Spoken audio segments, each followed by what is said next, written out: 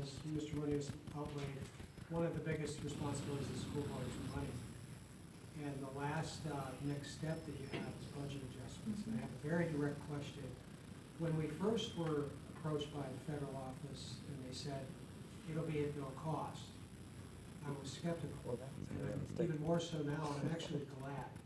I'm understanding through what you described that we're going to be investing to get this right to take care of students. So the investment is going to be there, and so the question, which is pretty direct, do you need more money right now to be able to get together with the community? I would hate to have money be the barrier, so do you have what you need right now financially? Yeah, it's money's not gonna be there. We'll juggle things around to pay for these people that are coming, and I mean, it's work that we are committed to, and we may have to take money from somewhere else to cover the costs there, and then as we start working on next year's budget, we can build that into next year's budget. I actually am glad, it's seldom glad, in this case, glad to know because of this. The second, and this is probably more direct and hopefully more systemic, there are not a lot of teachers in our district, percentage-wise, that are out of color. It's less than 10%, is my understanding. That's right. And I think the other thing we need to do is work together to encourage students to see teaching as a profession. I think some of the problem will help be resolved when the student is able to look up and say, that person is like me.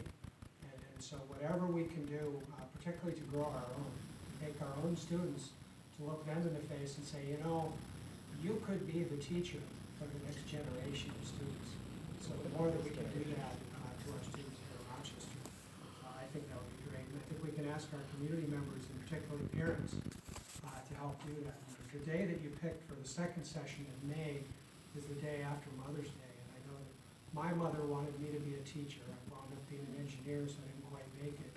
But I think if we have something on that day, it kind of encourages families and staff to think about having Rochester kids of color consider, would you be a teacher? The more helpful it is. So I think we need to fix it long run. We can't have 3% or 5, whatever, 8% teachers of color when the students are in the 30s or so. So the more we can do with that regard, the better. So I'm really liking what I hear. That's all of our responsibility. There was a student, he's a former student, and I happen to know him from when he was a district student, and he came up to me after the event on January 7th.